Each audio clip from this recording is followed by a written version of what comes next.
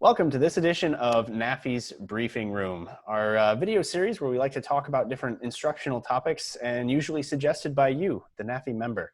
Today we have NAFI Chairman, CFI II MEI, Bob Mader. Howdy.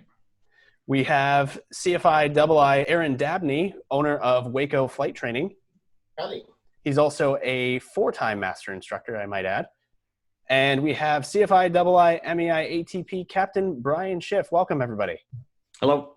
Hi, everyone. John Niehaus cutting in for a brief second with an explanation. No, you're not having deja vu, and no, this is not the episode 4 of Briefing Room, but it does look similar, and the reason why is because I continued to record after the discussion for the previous edition was over, and in typical instructor fashion, the guys just kept talking. There was some really great discussion that I just couldn't not use for something. So we're going to call this Briefing Room 4.5. And what you'll find is sort of a pieced together video of some of the conversations that we continued to have after we were already done.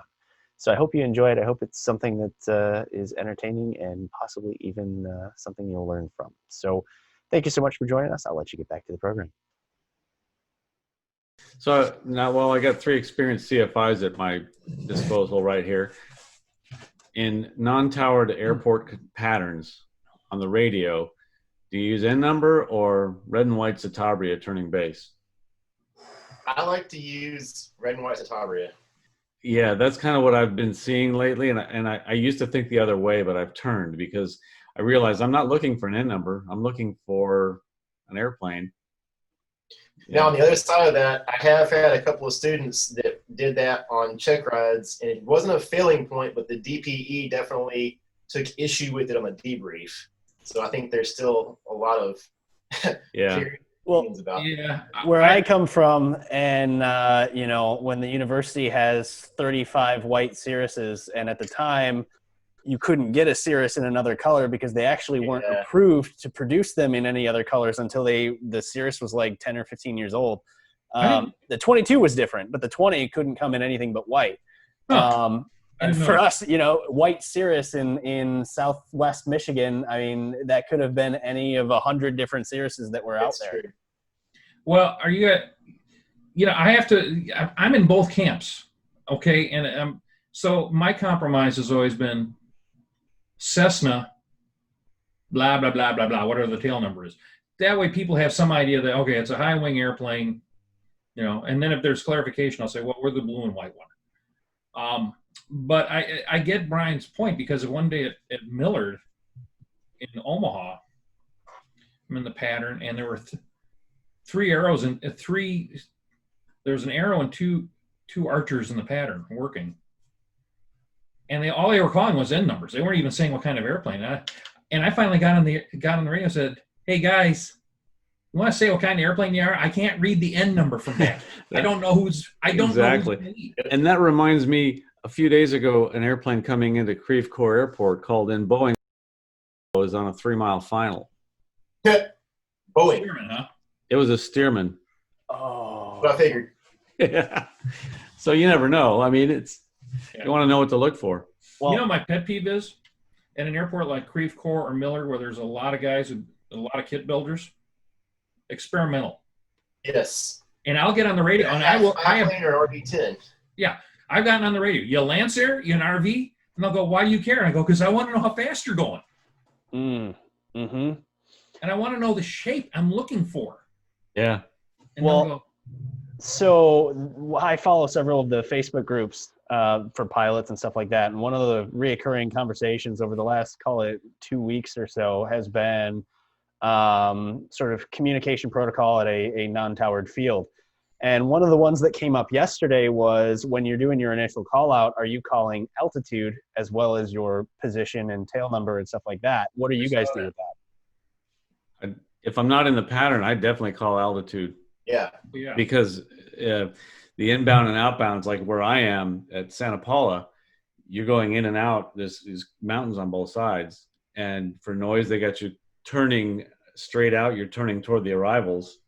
And you're both kind of coming toward one another. And if you can not see each other, but you can reconcile a collision avoidance with altitude, then that's very important.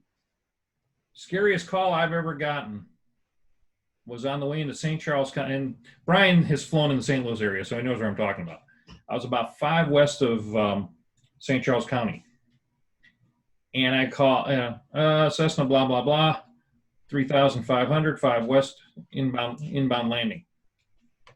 And I hear, this Cessna so-and-so, I'm 5 west, no altitude.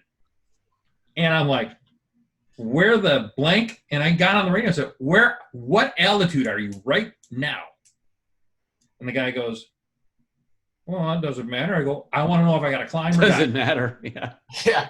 It's going to get really loud, maybe. Yeah. Yeah. Yeah.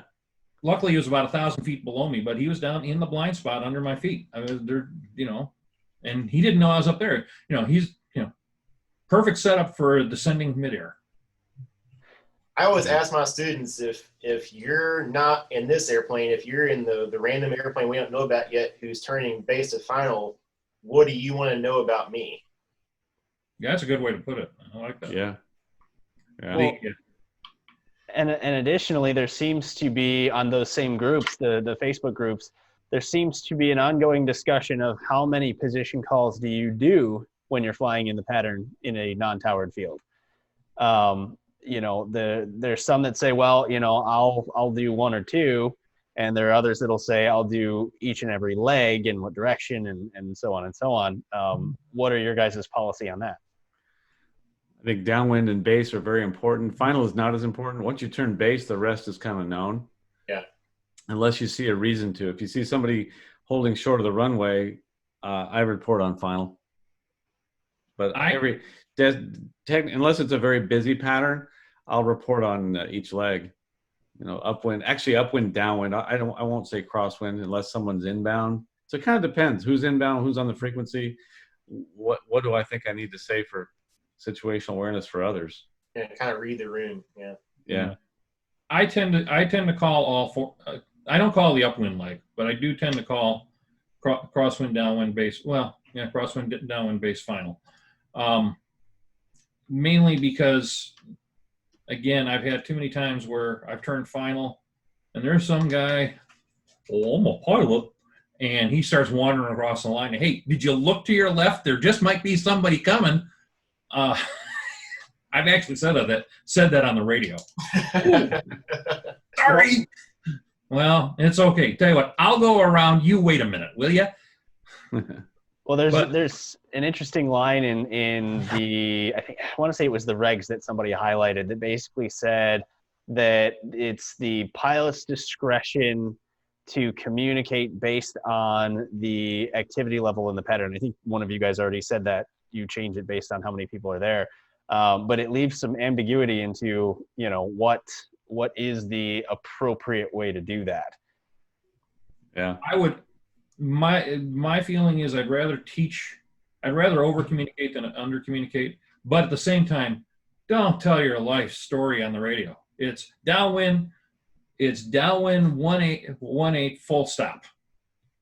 Yeah, be brief is important. Long stories and long transmissions are bad. Yeah. I've been seeing on flight reviews more people, and you guys probably have too, coming into a non-tower area, they're depending too much on ADS-BN. Kind of like before ADS-B, when I know you saw people on flight reviews that just kind of assumed everybody was talking, which we know is not the case. So, my standard is every time we use our ears, we're going to use our eyeballs twice. There you go. I like that. And what I think you'd like the way I do when I'm on base. We're about to land, and I'll tell them, we're about to turn final, and I'll say, okay, what'd your mom and dad teach you about looking both ways before you cross the street? You're about, and by the way, it's calm wind. Which way is everybody going? There's 2 things that every student of mine here right after we roll out from the base turn. One is, how do you look? And some of my students who are airline pilots today still tell me that on a visual, they still hear that voice in their head. But the second thing is anybody on final? And I ask it like in a very concerned way like that. I'm always looking. Or I'll say, is that somebody on final? And it just makes them look. But I do that every base leg, especially when they don't turn their head and look. They go, somebody on final? And if they don't look, if I look out of the corner of my eye and they're not looking, I go, I will say, where'd that guy come from? Well, and to be that. fair, TCAS has thankfully saved my life more than once. I was in a uncontrolled field one time, and we were doing all of those things that you guys just said. And next thing I know, I get a TCAS alert because some guy who didn't announce at all was going straight up in a helicopter and nearly went right into us. Oh, And there's no way as a fixed wing pilot would I have ever been like, oh yeah, I wonder if there's a helicopter that's going to come from underneath and attack us. So, watch out for falling humans too. Those parachute yeah. areas, don't take them lightly. I was flying around. I didn't really know how far you should stay from that area, but I'm flying along, returning back into the airport, and we just saw a falling human without a chute. That's kind of weird, very disconcerting, and he probably messed his shorts more than we did. You know, it's really disconcerting. Remember the parachute operation at Sullivan? Yeah. Okay, Yeah. You'd be in the pattern over there, Sullivan, Missouri, Aaron.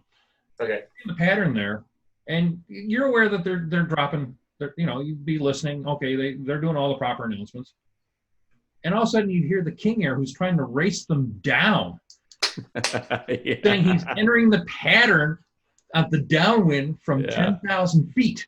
I remember seeing that. Yeah. And you know what he's done, right? Yeah. Power back, gear down, and my pilot said, well, what are you nervous about? I said, just go base. It's a little early. Didn't go base. Now. I'll give you another soundbite, John, if you want this for communications, because I hear this at the tower a lot on tower frequencies. And the important thing is that instructors teach concise, accurate, and required communications. The tower, I heard this exchange the other day. It was so funny. I sat there with my student watching a runaway Hobbs meter while this whole thing was going on. Guy says he's at the hangar ready for taxi for a northbound departure. Ground says, Roger, taxi runway 26 via Golf 2 Golf Alpha. He reads back, Roger, Golf 2 Golf Alpha. Tower comes back, says, no, I need you to say your N number with the transmission. Guy comes back and says his N number, but without the instruction. And she says, no, I need your read back and your N number in the same transmission. And this whole thing is going on back and forth. And then he does that. And then he says he's ready for takeoff. And they say, hold short, Cessna 123 Alpha Bravo, hold short, runway 26. And he reads back, Roger, hold short. She comes back and says, no, I need your N number in there. 123 Alpha Bravo, Roger. And then she comes back, no, I need the hold short and the N number in the same transmission. And this whole thing is going on. And I'm looking like we're just shaking our heads. I said, we're paying for this time. She comes back and she says, all of this is being recorded. I get in trouble if you don't say it right and I don't call you on it. And so anyway, the moral of the story is teach your students to talk properly on the radio and say the right things. All in one transmission. About to make you very proud. It's a who's on first situation. It was a riot. Well, fellas, I very much appreciate you guys taking the time to do this. It's actually a lot of fun, and I really hope that we do more of these things, because I think that this is something that is a great pairing with all of the things that are included in Mentor and the professional development program, and this is the way that members are going to get to see a personal side of what we're trying to do, and I think that makes a huge difference. And Aaron, of course, remember doing all of these things. Certainly we appreciate it. But all of this stuff does count towards your master renewal too. So hosting PDP, volunteering for this, along with all the other awesome things that you do, we really can't thank you enough because you're probably one of our most active volunteers. So thank you so much. I still can't believe y'all let me do this stuff. I have a blast. We need more of you guys doing this is what we got to have.